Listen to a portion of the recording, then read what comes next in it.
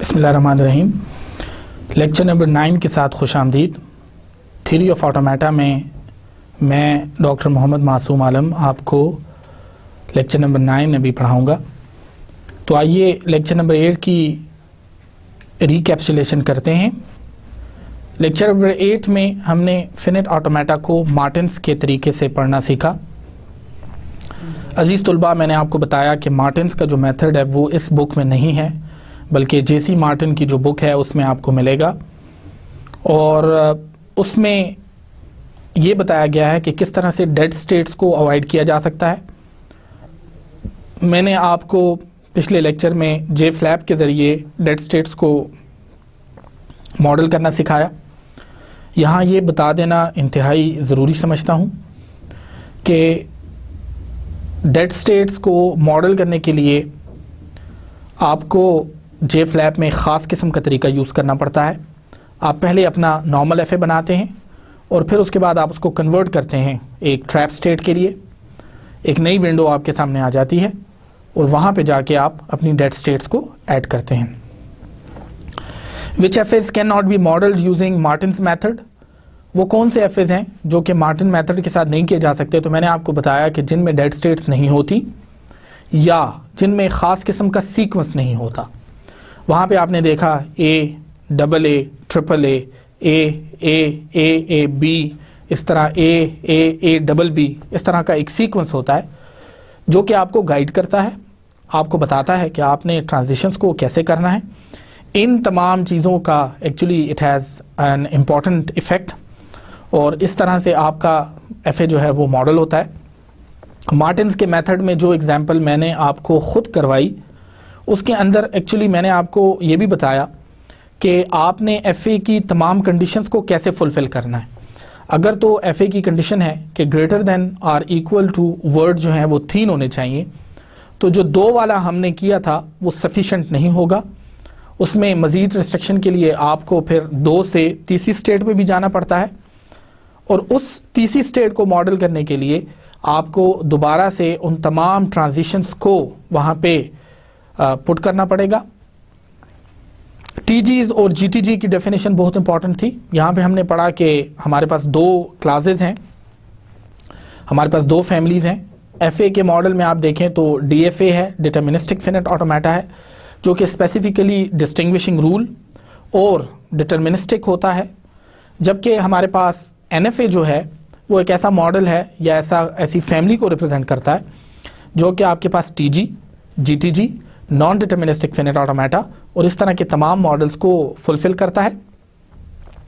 मैंने आपको क्लीने थ्योरम का इंट्रोडक्शन पढ़ाया। Kleene is actually a famous logician and in 1950s this theorem was presented. इसी को क्लीने थ्योरम को मुख्तलिफ ऑथर्स ने मुख्तलिफ तरीक़ों से प्रूव किया है। डेनियल ए कोहेन ने सबसे आसान तरीके से इसको 3 हिस्सों में डिवाइड किया है, और 3 हिस्सों में डिवाइड करने के बाद उनको 3 पार्ट्स का नाम दिया और उनको प्रूव किया। पार्ट नंबर 1 में बताया गया है कि every F A is actually a TG. Her finite automata एक ट्रांजिशन ग्राफ होता है। ये पहला पार्ट है। इसको प्रूव करने के लिए अजीज़ तुलबा हमने इस चीज़ का जायज़ा लिया कि F A is a TG, which means that कि आप एफ ए की जो तमाम रिस्ट्रिक्शंस हैं उनको एक्चुअली फॉलो करें, तो जो एफ ए आप बनाएंगे वो टीजी भी होगा। मैंने आपको एग्जांपल दी थी कि एफ ए जो है वो छोटा बॉक्स है, जबकि टीजी जो है वो बड़ा बॉक्स है, और आप छोटे बॉक्स को हमेशा बड़े बॉक्स के अंदर रख सकते हैं। इसी तरह से टीजी जो है वो बड़ा बॉक्स है, और इसका मतलब है कि वो कभी भी एक एफ ए के बराबर हो सकता है, लेकिन ऐसा नहीं भी हो सकता।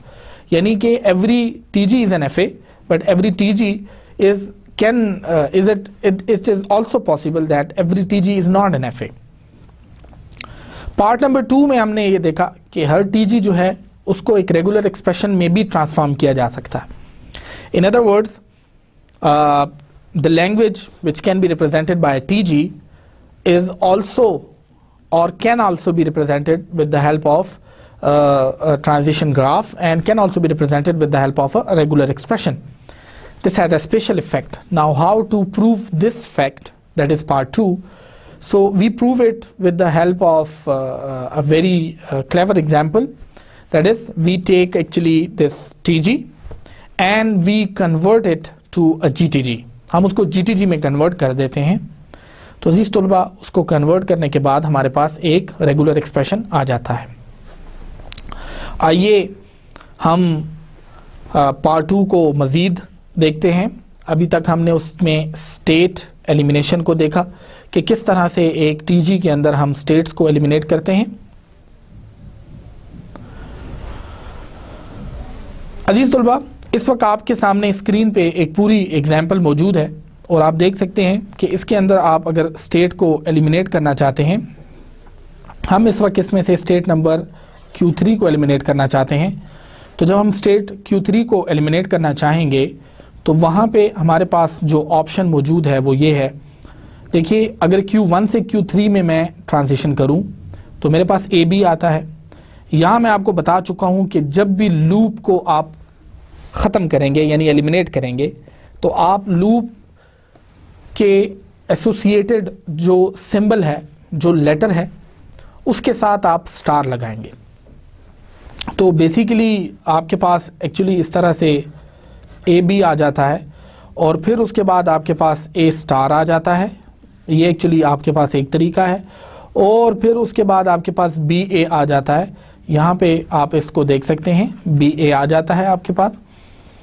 इसी तरीके से आपके पास अगर दूसरा जो रास्ता है वो यहाँ से मौजूद है, तो BA अगर हम ले लें तो ये BA जो है वो हमारे पास एक्चुअली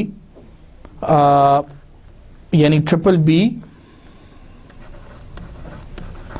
फिर ये A स्टार हमारे पास आ जाएगा और फिर हमारे पास ये BA आ जाएगा.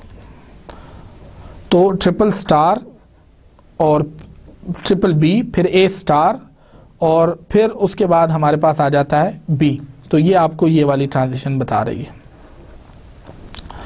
और ट्रिपल B, A स्टार और उसके बाद अगर BA आ जाए, इसको आप थोड़ा सा देखिएगा, triple star, triple B, A star और B. तो ये आपके पास एक्चुअली जो है वो दूसरा वाला जो स्टेट की ट्रांजिशन है उसको आप यहाँ से शो करेंगे. तो एक्चुअली यहाँ से आपके पास दो रास्ते बन जाते हैं. एक रास्ता जो है वो ये है, यानी Q1, Q3 एंड Q4 एक, और दूसरा जो है वो आपके पास बनता है Q1, Q3, Q6. अब Q1, Q3 और Q4 जो है उसमें अगर आप देखें Q1, Q3 और Q4 के लिए, तो वो आपके पास डायरेक्ट जो है जो बन रहा है वो मैंने जैसे कि आपको बताया AB, A स्टार और BA ये, और इसी तरीके से AB, A स्टार और फिर उसके बाद B. तो उसका बनता है AB, A स्टार और B. तो ये वाला जो है उसको रिप्रेजेंट कर देता है. इसी तरीके से यहाँ से भी दो पाथ बन जाते हैं. एक पाथ जो है वो Q2 से Q3 की तरफ है और दूसरा पार्ट जो है वो Q2 से Q3 और Q6 पे जाता है, जबकि दूसरा पाथ जो है वो हमारे पास इस तरह स्ट्रेट वे में जाएगा.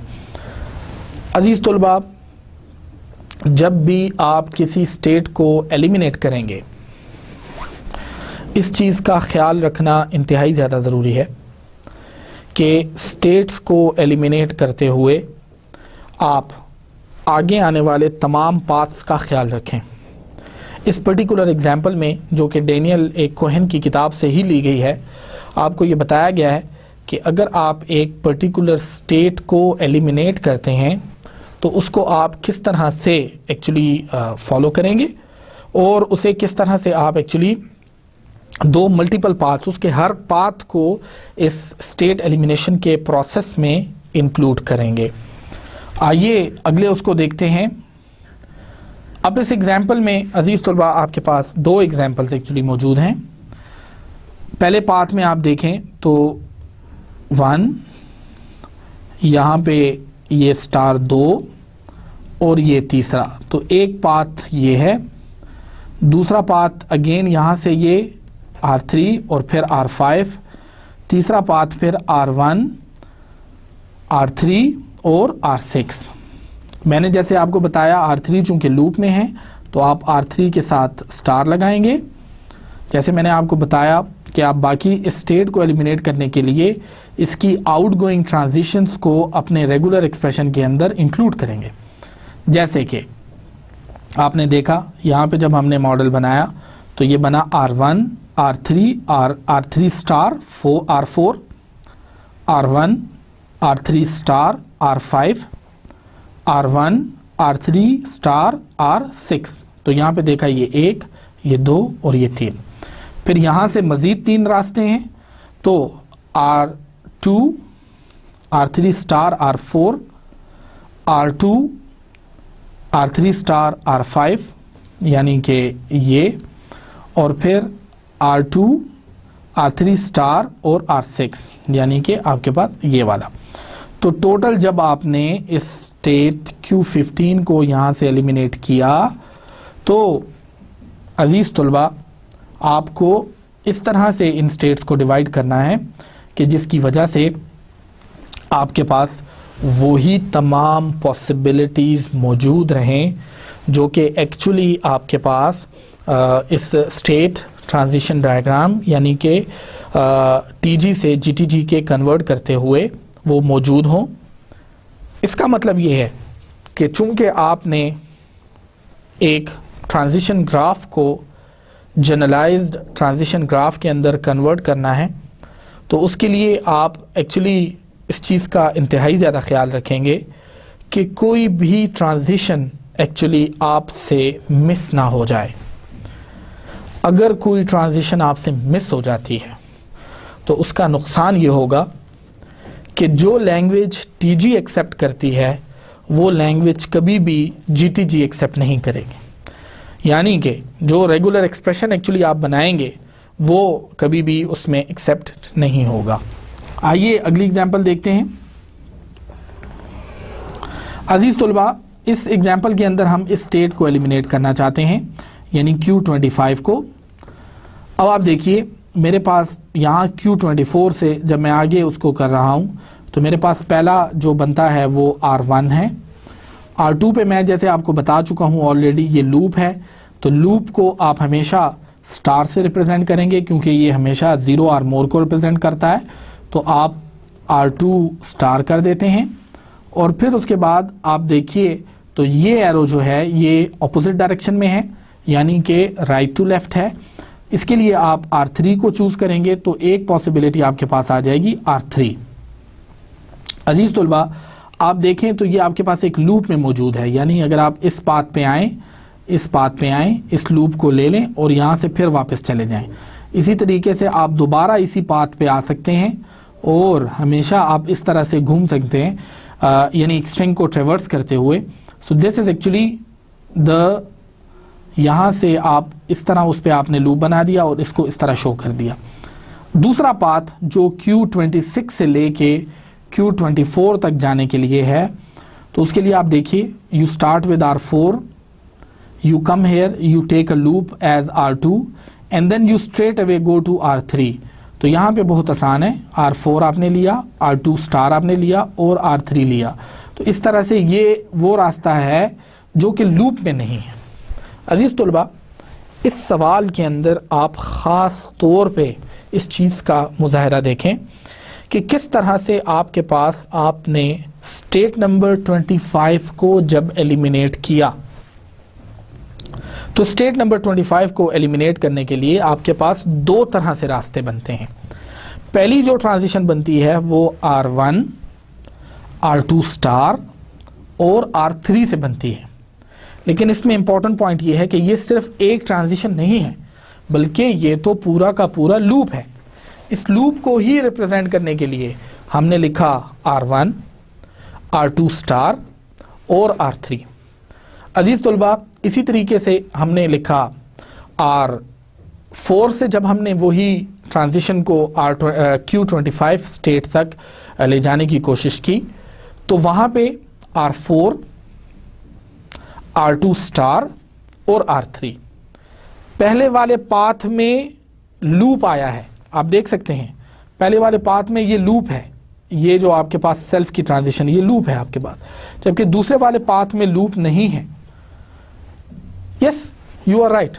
इसमें जो स्पेसिफिक रीजन है वो ये है कि पहले वाले पाथ में आप बार बार उसी पॉसिबिलिटी को रिपीट कर सकते हैं, जबकि दूसरे वाले में आप एक ही पाथ से एक दफा गुजर जाएं तो दूसरी दफा आप उस पर नहीं आ सकते। अजीज तुलबा, इसके बाद हम आगे चलते हैं और हमारे सामने थोड़ी सी एक मज़ीद एग्जाम्पल मौजूद है जो थोड़ी सी कॉम्प्लिकेटेड भी है। चूँकि हमने पीछे छोटी छोटी सारी एग्जाम्पल्स कर ली हैं, तो ये एग्जाम्पल हमारे लिए यकीनन इतनी मुश्किल नहीं होनी चाहिए। आप देखें, सबसे पहले मैं Q0 से स्टार्ट करता हूँ। यहाँ पे चूँकि मेरे पास एक लूप मौजूद है तो मैं इसी को यहाँ से लूप से स्टार्ट करता हूँ। अब पॉसिबिलिटी मेरे पास ये है कि या तो मैं स्टार्ट करता हूँ इससे, मैं डिफरेंट पाथ को इसमें कंसिडर करूँगा, मैं R1 को ले लूँ या मैं R2 को ले लूँ, R4 का लूप ले लूँ। असल में टारगेट ये है कि हमने इसमें से ये Q1 की जो स्टेट है इसको एलिमिनेट करना है। इस Q1 की स्टेट को एलिमिनेट करने की वजह से हमें इन तमाम ट्रांजिशंस को एडजस्ट करना पड़ेगा। ये जो ट्रांजिशन इस वक्त हमारे पास मौजूद हैं, इन ट्रांजिशंस को एडजस्ट करने के लिए हमें, यानी इन ट्रांजिशंस को ख़त्म करने के लिए, एलिमिनेट करने के लिए हमें इस तरह से रेगुलर एक्सप्रेशंस को तरतीब देना होगा ताकि हमारे पास बेसिकली रेगुलर एक्सप्रेशन इस अंदाज से बने कि वो Q1 के ना होते हुए भी उन तमाम ट्रांजिशंस को रिप्रेजेंट कर सके। देखिए, तो अब मैं Q1 से स्टार्ट कर रहा हूँ और मेरे पास अगला रास्ता जो है वो मैं Q0 से स्टार्ट करता हूँ। यहाँ पे चूँकि ये 0 और मोर है तो आप देख सकते हैं कि मैंने इसको लूप में ही रखा है। यहाँ पे लिखा R1 और R2, R4 स्टार, R3। अब देखिए यहाँ पे Q1 को चूँकि ख़त्म करना है हमने, R1 यहाँ से, अब ये वाला पाथ हम फॉलो कर रहे हैं। अजीज़ तलबा, यहाँ पे देख लें, हमने ये R1 का लूप अभी ख़त्म नहीं किया, इस वजह से इसके ऊपर स्टार नहीं आ रहा, यहाँ पर स्टार मौजूद नहीं है, ये नोट करें। अगर यहाँ पे R1 आता है उसके बाद R2, क्योंकि Q1 की स्टेट को एलिमिनेट किया जा रहा है तो इस वजह से ये R4 का जो लूप है इसको हमने स्टार में रिप्रेजेंट किया, और अगला जो रास्ता वापस आ सकता है आपके पास वो R3 का है। तो आप देख सकते हैं आप इस पाथ पे बार बार जा सकते हैं। वही लूप वाली पिछली एग्जांपल दोबारा यहीं रिपीट की गई है कि आप एक्चुअली यहाँ से यहाँ तक और इस जगह पे आप पूरे एक लूप के तहत आप बार बार आ जा सकते हैं। इसी वजह से हमने यहाँ पे लूप रखा और लूप में बताया कि हमारे पास एक पाथ है, या हम R1 ले लें, R1, और या फिर हम R2, R4 स्टार और R3, लेकिन ये काम हम एक लूप में कर रहे हैं। उसके बाद अगली पॉसिबिलिटी देखिए कि यहीं पे Q0 पे रहते हुए मैं R1 को नहीं लेता, बल्कि मैं R1 यहाँ से जो पॉसिबिलिटी मैं ट्राई कर रहा हूँ वो ये है कि मैं यहाँ से डायरेक्ट R8 पे चला जाता हूँ। तो या मैं R8 पे जा सकता हूँ, और या फिर मैं all the way Q0 to Q2 जाना चाहता हूँ, तो उसके लिए मुझे ऑल द वे क्या करना होगा कि मैं R2 में आऊँगा, फिर R4 स्टार में आऊँगा और R5 में आऊँगा। अजीज़ तुलबा, यहाँ पर ये वाली पॉसिबिलिटी भी हमारे पास मौजूद है। R8, R2, R4 स्टार, ये R4 स्टार इस वजह से लिया है जैसे ये लूप है, और मैंने आपको बताया लूप मीन्स 0 और मोर, और यहाँ पे आपने R4 को स्टार के साथ किया और फिर आपने R5 कर दिया। अजीज़ तुलबा, इसके बाद आपके पास जो अगला तरीका है, आपने अब वापस आने वाली तमाम ट्रांजिशंस को देखना है। तो सबसे पहले अगर आप Q2 से स्टार्ट करें तो आप देखिए यहाँ पे एक सेल्फ ट्रांजिशन मौजूद है, आपने उसे R7 लिखा, अब उसके बाद आप सबसे पहले यहाँ तक के लूप को एक्चुअली इसके अंदर लेके आएंगे, जिसका मतलब है Q2 जिस पे आप R7 को लूप में आपने रखा है, जिसका मतलब है 0 और मोर, और फिर उसके बाद आपके पास जो रास्ता है वो है R6, यहाँ पे R4 लूप में है, और फिर उसके बाद आपके पास R5 है। और ये चीज़ बजाते खुद लूप के तौर पे डिफाइन की गई है, यहाँ पे आप देख सकते हैं। उससे हमें फ़ायदा ये होता है कि हम बार बार इसी रेगुलर एक्सप्रेशन को रिपीट भी कर सकते हैं। अजीज़ तलबा, ये तो एक रास्ता हो गया। उसके बाद दूसरा रास्ता हमारे पास यही R9 वाला है। तो इस रास्ते में आप देखें, आपके पास R9 एक पाथ ये है, दूसरा पाथ आपके पास ये है कि आप R6 ले लें, R4 का लूप ले लें और R3 ले लें। तो R6, R4 स्टार और R3, तो ये दूसरा रास्ता बन जाता है। यहाँ पर मैं आपको दोबारा एक दफ़ा इस बात का इआदा करना चाहता हूँ, वो ये है अजीज़ तलबा कि इस तरह की एग्जाम्पल्स में दो बातों का ख्याल रखना बहुत ज़्यादा ज़रूरी है जब भी आप स्टेट एलिमिनेट करेंगे। स्टेट एलिमिनेशन में इस बात का ख्याल रखना कि आप बेसिकली इस तरह से स्टेट्स को डिज़ाइन करें कि वो लूप्स का भी ख्याल रखें, तमाम पाथ्स का भी ख्याल रखें, और किसी भी स्टेट के एलिमिनेट होने की वजह से रेगुलर एक्सप्रेशन बिल्कुल भी इस तरह नहीं बनना चाहिए कि वो आपकी आउटगोइंग ट्रांजिशंस को मुतासर करे या वो आपके लूप्स को मुतासर करे। तो एक्चुअली आपने एक टीजी के अंदर बेसिकली आपने खुद घूमना होता है, आप खुद उसके अंदर घूम के वो तमाम रास्ते फाइंड करते हैं और आप उनको स्क्वीज़ करके एक छोटे से डायग्राम के अंदर लेकर आते हैं। तो अजीज़ तलबा, इस एग्जाम्पल में आपने देखा कि किस तरह से आपके सामने एक एफए जो है उसको वो किया जा सकता है। अब इससे अगली एग्जाम्पल जो है उसको हम खुद करके देखेंगे। इस एग्जाम्पल में हमारे सामने इस वक्त एक AA, BB, AB, BA की ट्रांजिशन मौजूद है। आप देख सकते हैं यहाँ पे ये वाली, फिर यहाँ पे है, और फिर यहाँ पे AB, BA की ट्रांजिशन आपके पास मौजूद है। अब इसको हमने एक GTG में कन्वर्ट करना है, तो उसके लिए बेस्ट ये होगा, हम सबसे पहले इसके लिए जो है एक इनिशियल और एक स्टार्ट स्टेट इंट्रोड्यूस करेंगे। तो आप देखें, आपके पास एक माइनस स्टेट है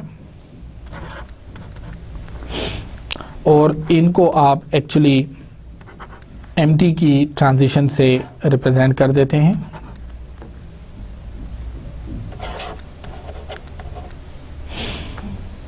यहाँ पे आपके पास पहले स्टेप के तौर पे आप ये कॉमा को हटा दें। कॉमा का मतलब और ही होता है, और आप अगर उसको प्रॉपर रेगुलर एक्सप्रेशन के फॉर्मेट में लिखें तो आपको वहाँ पे प्लस लिखना होगा, यानी कि AA यहाँ पे आ जाएगा, BB आ जाएगा। यहाँ पर आप दोबारा से इसको कर सकते हैं AB, वही के कॉमा को हमने प्लस के साथ रिप्लेस कर दिया। यहाँ पे Q1 है, यहाँ पे हमारे पास AA प्लस BB है, और यहाँ पे हमारे पास AB प्लस BA है। अजीज़ तलबा, और इसके साथ चूँकि हम एम्प्टी की ट्रांजिशन को भी सपोर्ट कर रहे हैं तो यहाँ से हम एक और एम्प्टी की ट्रांजिशन ले आते हैं। अब आप देख सकते हैं हमने पहले स्टेप के अंदर इसके अंदर रेगुलर एक्सप्रेशंस को सिर्फ और सिर्फ उनके पर्टिकुलर फॉर्मेट में कन्वर्ट किया, यानी जो कॉमर्स थे उनको हमने और का सिंबल दे दिया। अब उससे अगला स्टेप हमारे पास ये आ जाता है अजीज़ तलबा कि हम इसको इसमें से स्टेट को एलिमिनेट कर देते हैं। तो स्टेट को अगर एलिमिनेट हम कर देते हैं तो हमारे पास सिर्फ दो ही स्टेट रह जाती हैं। एक हम लेट से ले लेते हैं Q0 और एक हम ले लेते हैं Q1। अब आप देखें तो इसके ऊपर इस वक्त जो लूप है उसको मैंने उसी तरह रखा है फिलहाल।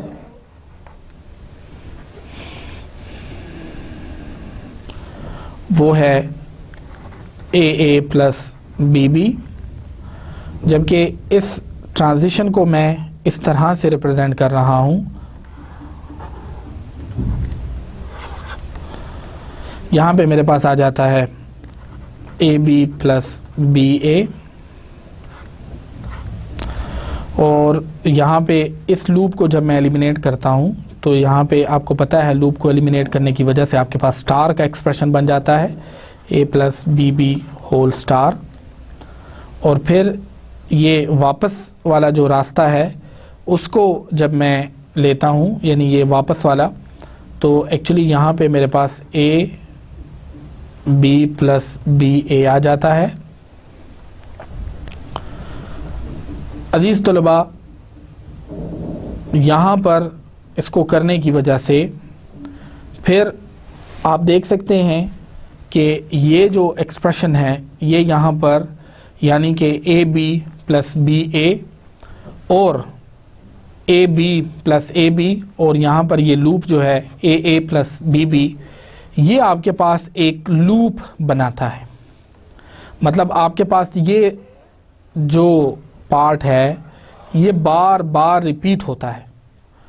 तो इस वजह से हमें यहाँ पर कुछ इस तरह का वो करना पड़ेगा ताकि हम बेसिकली अगर यहाँ से इसको एक लूप में लिख लें इस पूरे के पूरे एक्सप्रेशन को, यानी कि AB plus BA, AA plus BB star और इसके अलावा AB प्लस BA को, तो वो ऑटोमेटिकली हमारे पास इसमें आ जाता है।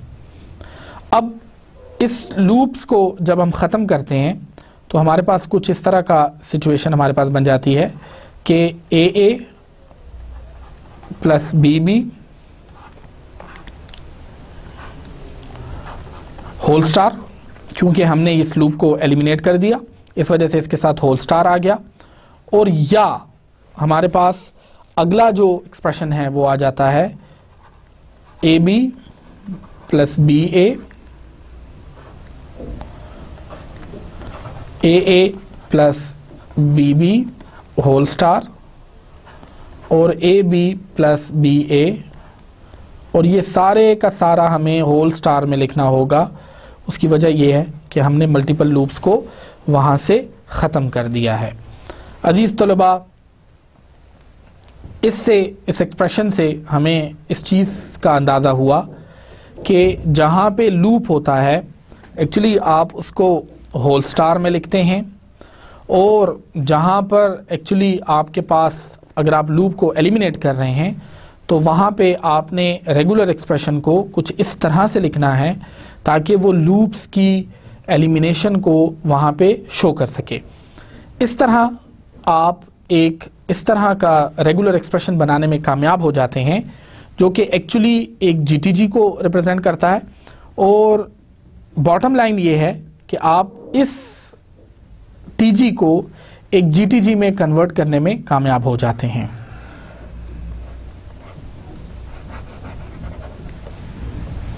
अजीज़ तलबा, यहाँ पर मैं आपको ये चीज़ बता देना चाहता हूँ कि आपने A प्लस डबल B के ऊपर होल स्टार इस वजह से लिखा क्योंकि एक्चुअली वो लूप में है। आप इसको देखिए, यहाँ पे ये लूप में है, लूप को ख़त्म किया आपने लिख दिया, प्लस आपने इस वजह से लिखा कि ये और को रिप्रेजेंट करता है। उसके बाद आपके पास AB प्लस BA का रास्ता है, या आप AA प्लस BB का लूप वो कर सकते हैं और वापस आ सकते हैं AB प्लस BA पे। और इस पे होल स्टार करने का मकसद आपके पास ये है अजीज़ तलबा, क्योंकि एक्चुअली ये मैंने आपको जैसे बताया ये एक पूरा पाथ है जो आप फॉलो कर सकते हैं, लेकिन इसमें आप इस लूप को फॉलो कर भी सकते हैं और आप इस पाथ में इस लूप को फॉलो नहीं भी कर सकते। तो इस तरह से आपके पास जो ओवरऑल एक्सप्रेशन बनता है वो ये बन जाता है जो कि आपके एक TG को GTG में कन्वर्ट कर देता है। आइए क्लीने के पार्ट 3 पे जाते हैं। यहाँ पे हमने एक कंप्लीट सवाल को किया कि किस तरह से क्लीने के पार्ट 2 में हम स्टेट्स को एलिमिनेट कर सकते हैं और उनको बाकायदा एक रेगुलर एक्सप्रेशन के फॉर्मेट में ला सकते हैं। क्लीने पार्ट 3 में हमारे पास बेसिकली जो मेन पॉइंट है, और ये शायद इस प्रूफ का सबसे कॉम्प्लिकेटेड हिस्सा है, हर रेगुलर एक्सप्रेशन जो है उसको फिनिट ऑटोमेटा की साथ रिप्रेजेंट किया जा सकता है। अजीज़ तलबा, इस चीज़ का हमें पहले से अंदाज़ा है कि हर रेगुलर एक्सप्रेशन को फिनिट ऑटोमेटा के थ्रू रिप्रेजेंट किया जा सकता है। We already know this thing that every regular expression can be represented by a finite automata. हमने बल्कि इसको करने की भी कोशिश की, खुद से स्क्रैच से हमने करने की कोशिश की कि किस तरह से आप एक रेगुलर एक्सप्रेशन की डिफरेंट पॉसिबिलिटीज़ लेके उससे बनने वाली स्ट्रिंग्स के ज़रिए से आप एक फिनिट ऑटोमेटा को स्क्रैच से बनाते हैं। Now the point here is कि आप किसी भी रेगुलर एक्सप्रेशन को किसी दूसरे रेगुलर एक्सप्रेशन के साथ 3 तरह के ऑपरेशंस के साथ कंबाइन कर सकते हैं। पहला ऑपरेशन जो है वो है आपके पास फिनिट ऑटोमेटा जो रेगुलर एक्सप्रेशन है उसको आप दूसरे रेगुलर एक्सप्रेशन के साथ सम कर सकते हैं। दूसरे ऑपरेशन के मुताबिक आप दोनों को कनकैटिनेट कर सकते हैं, और तीसरे एक्सप्रेशन के मुताबिक आप दोनों को क्लोजर उनका भी ले सकते हैं। अगर आपको याद हो तो मैंने आपको रेगुलर एक्सप्रेशन का डिस्ट्रीब्यूटिव लॉ पढ़ाया था। इस डिस्ट्रीब्यूटिव लॉ के मुताबिक अगर आपके पास कुछ इस तरह का एक्सप्रेशन हो, सपोज R1 प्लस R2 और R3 हो, तो ये बराबर होता है R3 R1 plus R3 R2 के। अब आप देख सकते हैं कि इसके अंदर आप 2 रेगुलर एक्सप्रेशंस को पहले तो मल्टीप्लाई कर रहे हैं, यानी कि कनकैटिनेट कर रहे हैं। आपने R3 को कनकैटिनेट किया R1 के साथ, R3 को कनकैटिनेट किया R2 के साथ, तो ये आपके पास कुछ एक एक्सप्रेशन बन जाता है R3 R1 और फिर उसके बाद R3 R2। अजीज़ तलबा, यहाँ पर एक इंतहाई इम्पॉर्टेंट पॉइंट जो मैं आपके गोश गुजार करना चाहता हूँ वो ये है कि मल्टीप्लिकेशन का ऑपरेशन, जिसको कि रेगुलर एक्सप्रेशंस की ज़ुबान में कनकैटिनेशन कहा जाता है, वो नॉन कम्यूटेटिव है। जब आप इंटीजर्स की बात करते हैं तो आप अगर 8 को 3 से मल्टीप्लाई करें तब भी 24 आएगा, या 3 को 8 से मल्टीप्लाई करें तब भी 24 आएगा। इसका मतलब कम्यूटेटिव है a dot b is equal to b dot a। ये आपके पास एक मल्टीप्लिकेशन का operation in case of integers इस तरह होता है। लेकिन अगर आप रेगुलर एक्सप्रेशन में देखें तो आपके पास R1 R3 is not equal to R3 R1। अजीज तलबा, इसका मतलब टोटली डिफरेंट बनता है। इससे एक डिफरेंट लैंग्वेज बनेगी, इससे एक डिफरेंट लैंग्वेज बनेगी। On the other hand side, अगर आप R1 प्लस R2 करें या R2 प्लस R1 करें तो ये सेम है, ये बिल्कुल इक्वल होंगे। मैं अपने टॉपिक पे दोबारा वापस आता हूं और आपको ये बताता हूं कि एक्चुअली जब आप कहते हैं, जो क्लीने थ्योरम का पार्ट 3 है उस पे जाने की कोशिश कर रहा हूं। क्लीने थ्योरम का पार्ट 3 ये कहता है अजीज तलबा कि हर रेगुलर एक्सप्रेशन का एक एफए होता है। अब इस स्टेटमेंट के 2 हिस्से हैं। रेगुलर एक्सप्रेशन एक तरफ पे है, फिनिट ऑटोमेटा दूसरी तरफ पे है। अगर आप रेगुलर एक्सप्रेशन पे किसी किस्म का कोई ऑपरेशन परफॉर्म करेंगे तो वही ऑपरेशन अगर आप फिनिट ऑटोमेटा पे भी परफॉर्म करें तो जवाब इक्वल होना चाहिए। ये इस थ्योरम का ट्रिकी पार्ट है। मिसाल के तौर पे अगर आप एक रेगुलर एक्सप्रेशन है R1 और उसके आप बनाते हैं FA1 ये फिनिट ऑटोमेटा आप उसका बनाते हैं।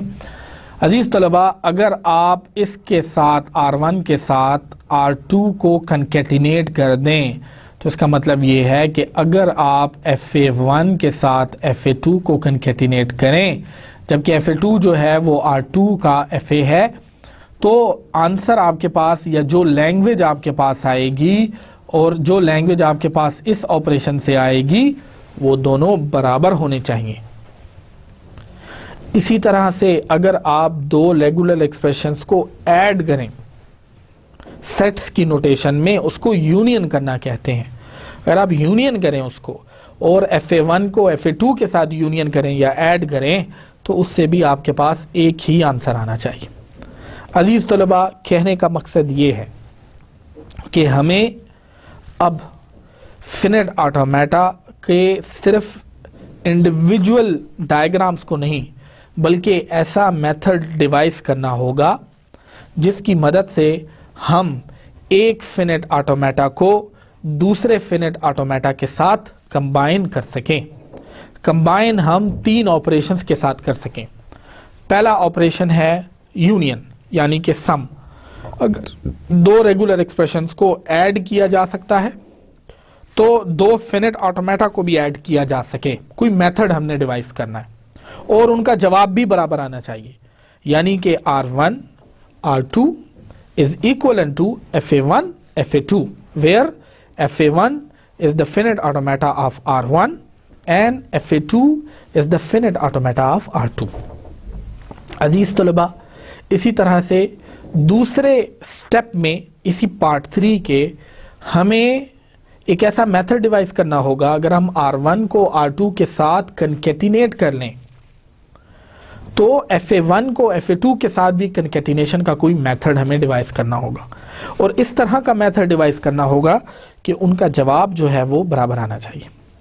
तीसरा और इम्पॉर्टेंट पॉइंट है वो है क्लोजर। अजीज तलबा, आप ऑलरेडी क्लोजर को पढ़ चुके हैं। क्लोजर से मुराद होती है अगर आपके पास एक रेगुलर एक्सप्रेशन R1 है तो इसका क्लोजर होगा R1 स्टार, यानी कि R1 की 0 आर मोर पॉसिबिलिटीज, यानी कि R1 को 1 0 या 0 से ज्यादा दफा अपने ही लूप में बार बार बार बार लिखना। रेगुलर एक्सप्रेशन की हद तक तो हमें इस चीज का अंदाजा है, लेकिन जब हम फिनिट ऑटोमेटा में जाते हैं, जब हम फिनिट ऑटोमेटा में देखते हैं तो वहाँ पे हमें इस चीज़ को मज़ीद डिटेल से देखना होगा कि अगर हमारे पास एक ही फिनिट ऑटोमेटा मौजूद है तो हम उसी फिनिट ऑटोमेटा को जब उसी फिनिट ऑटोमेटा के साथ दोबारा देखेंगे तो हमें क्या करना होगा। अजीज़ तलबा, यहाँ पे हम आगे अब थोड़ा सा क्लीन पार्ट 3 का जो स्टेप 1 है उसमें आपको सबसे पहले कंकेटिनेशन यूनियन सिखाएंगे और यूनियन में हम आपको बताएंगे कि आप दो FAs को आपस में ऐड कैसे करते हैं।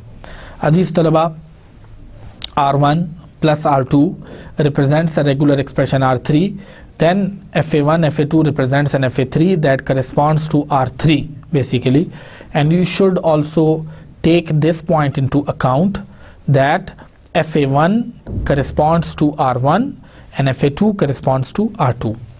The second point is that what is the method, आप इस चीज़ को कैसे अचीव करोगे। फर्स्ट ऑफ ऑल इसका मेथड पढ़ के मैं आपको सुना देता हूँ, उसके बाद एक एग्जाम्पल मैं आपको करके दिखाऊंगा, तो वो करके दिखाने से आपको बहुत सी चीज़ें क्लियर हो जाएंगी। Start by taking both FA's initial state and traversing on each input symbol in the respective FA। आप स्टार्ट स्टेट दोनों की जो है दोनों FA's की ले लेते हैं इकट्ठे और इस तरह से कंबाइन करके उनकी इनपुट लेटर्स के ऊपर ट्रांजिशंस करवाते हैं। अगर किसी जगह पे जो इनिशियल स्टेट है, आपको पता है कि FA में total number of initial states कितनी हो सकती हैं? जी बिल्कुल ठीक, FA में नंबर ऑफ इनिशियल स्टेट 1 होती है, तो इस वजह से एक ही इनिशियल स्टेट आप एक दफ़ा मार्क करेंगे, उसके बाद बार बार आप जितनी दफ़ा उस इनिशियल स्टेट से ट्रेवर्स करेंगे आपको मार्क करने की ज़रूरत नहीं है।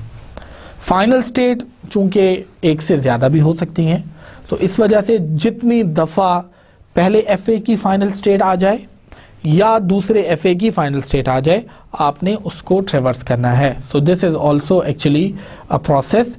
Any state encountered final, the resultant state will be final. This is due to the fact that multiple final states are allowed in the finite automata.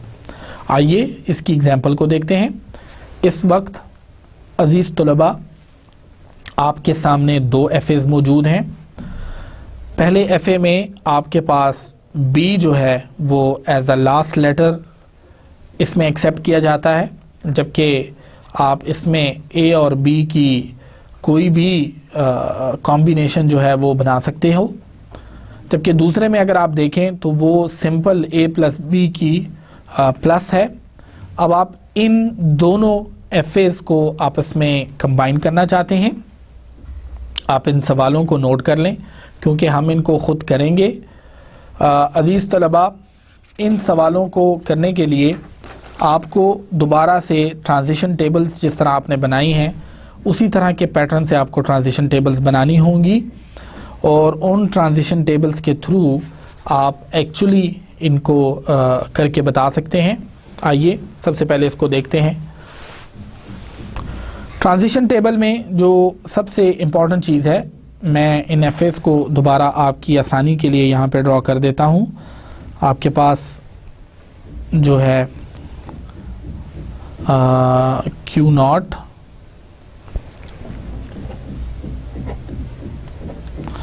ये स्टार्ट स्टेट है, फिर उसके बाद Q1 है, फिर आपके पास Q2 है और फिर आपके पास Q3 है.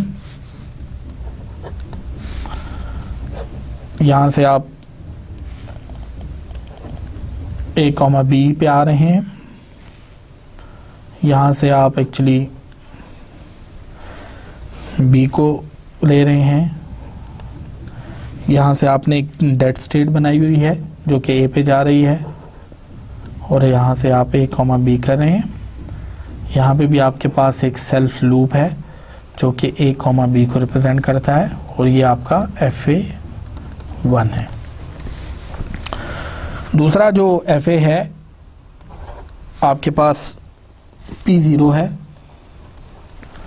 और आपके पास आगे P1 है, चूँकि ये फाइनल स्टेट भी है.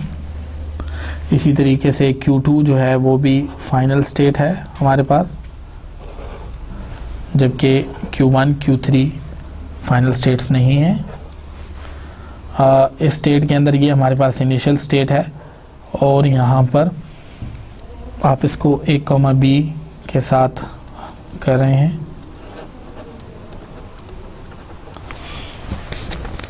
अजीज़ तलबा, आप एक टेबल बना लें जिसके 3 कॉलम्स हों. एक तरफ आप लिख लें ओल्ड स्टेट्स, दूसरी तरफ आप लिख लें कि ट्रांजिशन एट A और तीसरी तरफ आप लिख लें ट्रांजिशंस एट B. अब सबसे पहले मैंने जैसे आपको बताया कि आप Q0 से स्टार्ट करेंगे, तो Q0 और P0 चूँकि दोनों इनिशियल स्टेट्स हैं दोनों FAs की, तो आप ये दोनों इकट्ठे ले लेंगे. यहाँ पे आप देख सकते हैं कि आपके पास यहाँ पे आपके पास Q0, P0 आ गया. करना ये है अजीज़ तलबा, आपने इसको सबसे पहले नाम दे दिया कि ये हमारी नई एक स्टेट होगी जिसको हम Z1 कहते हैं. और आप ये देख सकते हैं कि मैंने यहाँ पे 3 इक्वल्स यूज़ किए हैं. 3 इक्वल्स से मुराद है सिमेंटिक इक्वलेंस. डबल इक्वल जब आप यूज़ करते हैं तो वो दैट इज़ कॉल्ड सिंटैक्टिकल वो इक्वलेंस होती है, A is equal to B. लेकिन जब आप 3 इक्वल यानी 3 लाइंस के साथ इक्वल का साइन लगाते हैं तो इसका मतलब सिमेंटिक इक्वलेंस होती है. इसका मतलब होता है कि दोनों स्टेट्स नज़र आने में तो सेम नहीं हैं लेकिन सिमेंटिक्स इनके सेम हैं.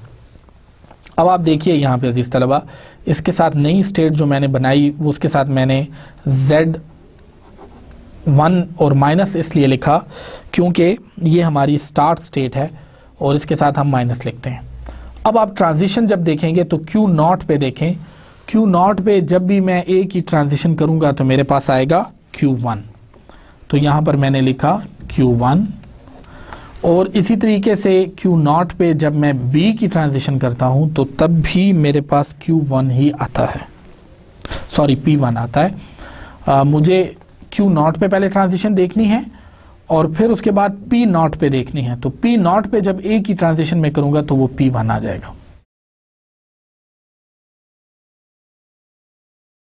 और चूंकि आप देखें तो ये एक नई स्टेट मेरे पास आ गई है। पहले में मेरे पास जो पेयर है वो Q0, P0 है, जबकि दूसरे में जो पेयर हमारे पास है वो Q1, P1 है। तो उसको मैं सिमेंटिक इक्विवेलेंट के साथ कर लेता हूं, एंड दैट इज अगेन मैं इसको एक नई स्टेट बताता हूं, क्योंकि मेरे पास ये पुरानी वाली स्टेट्स में कहीं भी नहीं है ये पेयर। इसको मैं लिख देता हूं Z2। अजीज तलबा, यहाँ पर ये देख लेना ज़रूरी है कि P1 इनमें से जो है वो एक फाइनल स्टेट है बेसिकली, तो इस वजह से ये जो Z2 है ये भी एक फाइनल स्टेट होगी। ये हमने पिछले मेथड में पढ़ा कि जब भी आपके पास कोई इन स्टेट्स में एक भी फाइनल स्टेट आ जाए तो आप उसको फाइनल, जो नई स्टेट आपके पास बनेगी, जो यूनियन का एफ बनेगा, उसमें उसको फाइनल करार दिया जाएगा। अब ट्रांजिशन एट बी में देखिए, अगर Q0 पे B की ट्रांजिशन ले लूँ तो फिर मेरे पास Q1 आ जाता है, और इसी तरीके से अगर मैं P0 पे B की ट्रांजिशन ले लूँ तो मेरे पास P1 आ जाता है। अजीज़ तलबा, यहाँ पे आप देख सकते हैं कि A पे भी Q1 P1 आ रहा है और B पे भी Q1 P1 आ रहा है। तो इस वजह से हम इसको नई ट्रांजिशन, नई स्टेट का नाम नहीं देंगे, लेबल नहीं देंगे, बल्कि इसको Z2 का ही नाम देंगे। अजीज तलबा, उसके बाद अब Z1 से चूंकि हमारे पास एक नई स्टेट डिवाइस हुई है Z2, अब हम Z2 से आगे चलेंगे। तो यहाँ पे आप, जैसे आपने Z1 लिखा था, अब आप Z2 लिखेंगे और इसको सिमेंटिक इक्विवेलेंट करके इसके साथ स्टार्ट करेंगे। यहाँ पे Q1, P1 लिख देंगे और अब इससे आगे जाने वाली तमाम ट्रांजिशंस को देखेंगे। Q1 पे देखिए, Q1 पे अगर आप A ले लें तो Q3 आ जाता है। P1 पे अगर आप A ले लें तो फिर भी आपके पास P1 ही आता है, क्योंकि वो सेल्फ है। तो यहाँ पे आपके पास P1 आ गया। अब ये एक नई ट्रांजिशन है और इसमें अजीज तलबा आपके पास Z3 आ जाएगा। अजीज तलबा, यहाँ पर ये बता देना ज़रूरी समझता हूँ, क्योंकि P1 जो है वो एक फाइनल स्टेट है, इस वजह से हम Z2 के साथ यहाँ पे प्लस का साइन लगाते हैं। यानी इनमें से दोनों में से कोई भी एक अगर फाइनल स्टेट हो जाए तो नई आने वाली स्टेट भी फाइनल होगी, लेकिन स्टार्ट स्टेट एक ही होती है। फिनिट ऑटोमेटा में मैं आपको ये बता चुका हूँ कि स्टार्ट स्टेट आपके पास एक ही होती है। अजीज तलबा, आगे चलते हैं। Q1 पे अगर आप B की ट्रांजिशन लें, यहाँ पे Q1 पे B की ट्रांजिशन लें तो आपके पास Q2 आ जाता है। तो यहाँ पे आपके पास Q2 आ जाएगा। और अगर P1 पे मैं B की ट्रांजिशन लूँ तो अगेन मेरे पास अजीज तलबा P1 आ जाता है। अब Q2 P1 कहीं भी मौजूद नहीं है, इस वजह से मैं इसको नई स्टेट का नाम दूंगा और इसको हम कह देंगे Z4 कह देंगे। अब Z2 तो हमने ख़त्म कर लिया। अगला जो स्टेप है वो हमारे पास Z3 है। Z3 में मैं अगर देखूं तो मेरे पास Q3, P1 है। जब इसको मैं दोबारा करने की कोशिश करता हूं, Q3 पे जब मैं AB लेता हूं तो उससे मुझे Q3 मिलता है। P1 पे मैं अगर A ले लूं, चूँकि ये ट्रांजिशन एट A है, तो जब मैं A लेता हूं तो उस पर भी P1 आता है। और Q3 P1 ऑलरेडी हमारे पास डिफाइंड स्टेट है, वो Z3 है अजीज़ तलबा। और इसी तरह से जब B पे करेंगे तो आप Q3 पे देखें, B भी लें तो आपके पास Q3 ही आएगा, और P1 पे B लेने की वजह से आपके पास P1 ही आता है। तो यहाँ पे अब आपके पास Z3 आता है। अजीज़ तलबा, यहाँ ये बता देना ज़रूरी समझता हूँ, क्योंकि P1 इसमें दोबारा एक फ़ाइनल स्टेट आई है, तो इस वजह से आप इसमें Z3 को भी फ़ाइनल स्टेट ही डिक्लेयर करेंगे। इस तरह से आपके पास अजीज़ तलबा एक ऐसा डायग्राम बन के आ गया कि आप उस डायग्राम की मदद से या उस ट्रांजिशन टेबल की मदद से एक्चुअली आपको दो एफएस का यूनियन इस अंदाज से करना है। यहाँ पर मैं आपको ये भी बता दूं कि आपने इसी तरीके को यूज़ करना है कंकेटिनेशन के लिए भी और क्लोजर के लिए भी, लेकिन उसमें कुछ रिक्वायरमेंट्स थोड़ी सी मुख्तलिफ हो जाती हैं।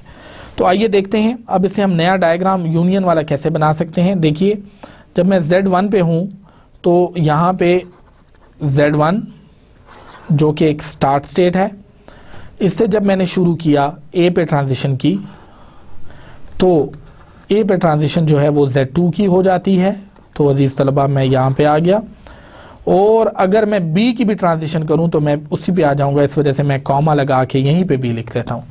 Z1 से A की ट्रांजिशन के लिए Z2 आ जाता है और B की ट्रांजिशन पे भी Z2 आ जाता है। Z2 से A की, अच्छा Z2 जो है वो एक फाइनल स्टेट है। Z2 पे अगर B ले लिया जाए, A ले लिया जाए तो Z3 आ जाता है, जो कि खुद एक फाइनल स्टेट है। और Z2 से अगर B ले लिया जाए तो Z4 आ जाता है। और अजीज तलबा Z4 जो है, अच्छा ये Z4 अभी तक हमने इसमें सॉल्व नहीं किया था, हमें Z4 को भी इसमें सॉल्व करना है। That's nice. अभी Z4 से जब हम इसको करेंगे इसी टेबल में, तो हमारे पास Q2, P1 आ जाता है। जब हम A पे ट्रांजिशन करेंगे तो Z4 पे हमारे पास क्या आएगा, Q2 पे अगर आप देखिए, अगर आप A B ले लें तो आपके पास Q2 ही आ जाता है, और अगर आप P1 पे A ले लें तब भी आपके पास आ जाएगा, जिसका मतलब है Q2, P1 which is again Z4।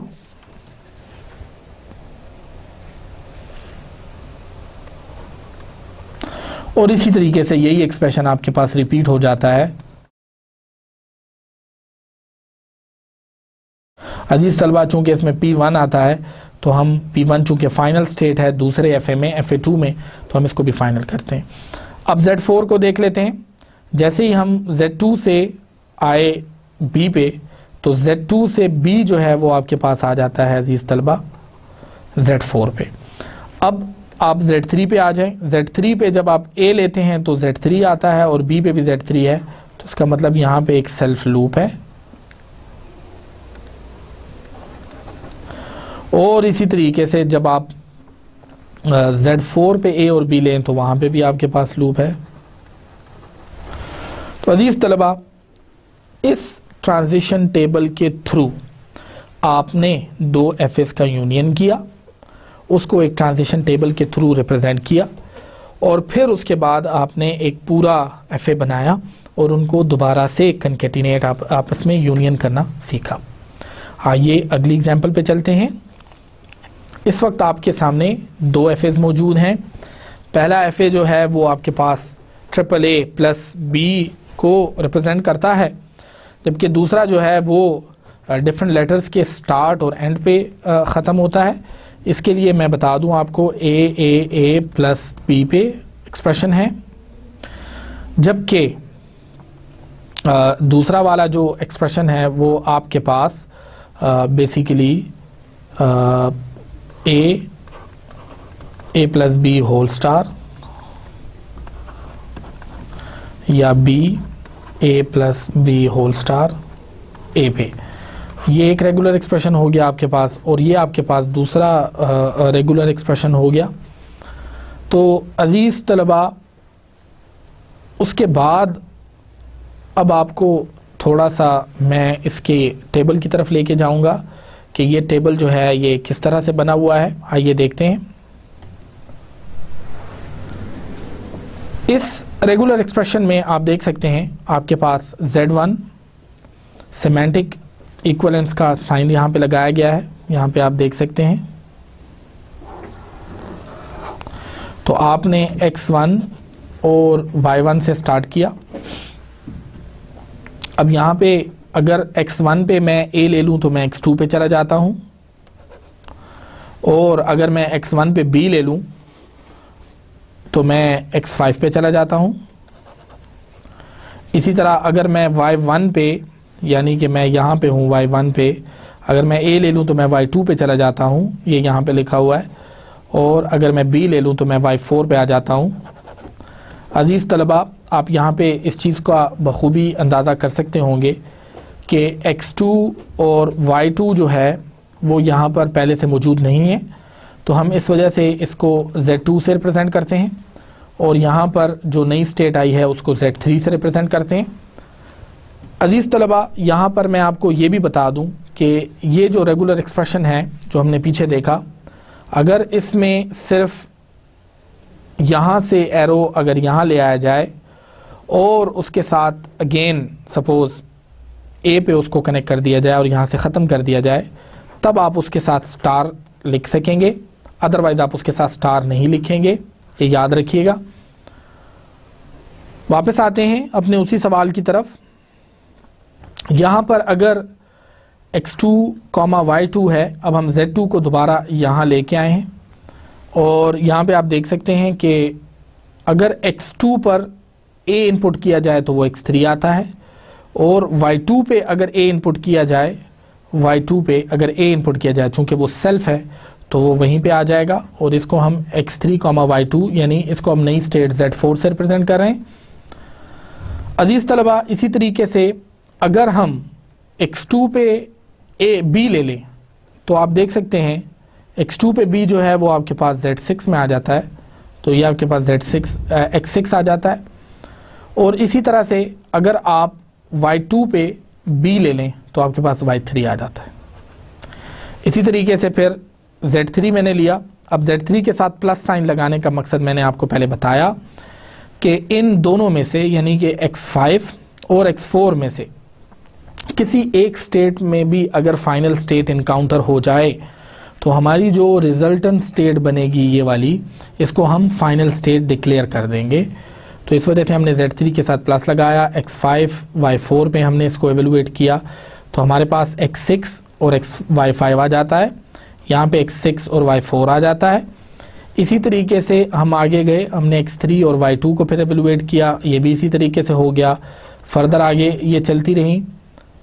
अगली ट्रांजिशंस पे दोबारा हम आए, ये सवाल कंटिन्यू किया गया है। अजीज़ तलबा, यहाँ पे आप देख सकते हैं z6, और उस वक्त तक हम रिपीट करते रहे हैं कि जब तक हमारे पास तमाम स्टेट्स को हमने ख़त्म नहीं कर लिया। कोई नई स्टेट अभी नहीं आ रही। z8 यहाँ पे आ गई और यहाँ पे z10 आ गई। अब इसका डायग्राम बिल्कुल उसी तरीके से बनाया जाएगा जैसा कि हमने पहले बनाया है। अब उस टेबल को देखते हुए मिसाल के तौर पे मैं आपके लिए एक या दो ट्रांजिशन बनाने की कोशिश करूँगा। यहाँ से आप देखें z1 से a पे z2 है और b पे z3 है, तो आइए इसको देखते हैं। z1 से a पे z2 है और b पे z3 है। अब आप देख सकते हैं z2 को तो फाइनल नहीं डिक्लेयर किया गया, z3 को फाइनल डिक्लेयर किया गया है। इसकी क्या वजह है? तो उसकी वजह यह है हाज़रीन कि x2 और y2 में से कोई भी फाइनल स्टेट नहीं है, इस वजह से z2 को हमने फाइनल नहीं बनाया। z2 यहाँ पे फाइनल नहीं है, जबकि z3 हमारे पास फाइनल है। इसी तरीके से फर्दर आगे ट्रांजिशन बनाते हुए ये एक ऐसा FA आपके पास आ जाता है जिसको FA3 कहा जाता है, और ये FA1 यूनियन FA2 को करस्पॉन्ड करता है। इससे आपके पास FA3 आ जाता है, और ये FA3 जो है ये R1 प्लस R2 को भी करस्पॉन्ड करेगा। अजीज़ तलबा, इस प्लस ऑपरेशन की मदद से आप इस चीज़ को वेरीफाई भी कर सकते हैं कि आया एक एक्सप्रेशन जो है वो जो यूनियन करने के बाद हमारे पास एक नया एक्सप्रेशन आता है, आया वो वही है या कि नहीं है। अजीज़ तलबा, लेक्चर 9 की समरी में हम थोड़ा सा देख लेते हैं। आज हमने क्लीने थ्योरम पार्ट 1 को भी डिस्कस किया दोबारा से, और क्लीने पार्ट 2 में हमने स्टेट एलिमिनेशन से दोबारा स्टार्ट किया। उसमें हमने एक क्वेश्चन को खुद सॉल्व किया और उसमें हमने देखा कि हम पाथ्स को कैसे ख़त्म कर सकते हैं और उन तमाम पाथ्स को रिप्रेजेंट करके किस तरह से हम उसमें ला सकते हैं। क्लीने थ्योरम पार्ट 3 हमने करने की कोशिश की और उसमें हमने सबसे पहले इस चीज़ को पढ़ा कि किस तरह से आप दो फिनिट ऑटोमेटा के आपस में यूनियन कर सकते हैं। इसके लिए हमें ट्रांजिशन टेबल की मदद लेनी पड़ी। ट्रांजिशन टेबल की मदद से हम उसकी रीडिंग जो है वो ए पे भी कर लेते हैं और उसकी रीडिंग बी पे भी करते हैं।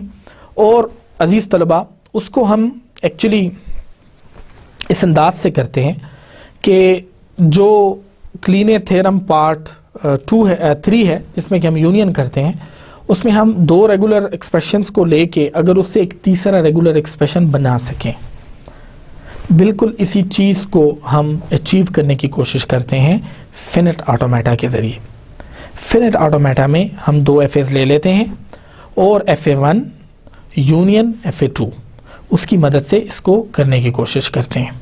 अजीज़ तलबा, नेक्स्ट लेक्चर्स में हम इसके मज़ीद पार्ट्स को देखेंगे। मैं आपको अलविदा कहूँगा यहाँ पे और नेक्स्ट लेक्चर की तैयारी करके आइएगा। नेक्स्ट लेक्चर्स में हम क्लीने थ्योरम पार्ट 3 के मज़ीद हिस्सों को देखेंगे, जैसे कि कंकेटिनेशन और क्लोजर हैं, तो उनको पढ़ के आइएगा। इसी ट्रांजिशन टेबल को यूज़ किया जाएगा। Thank you very much. अस्सलाम वालेकुम।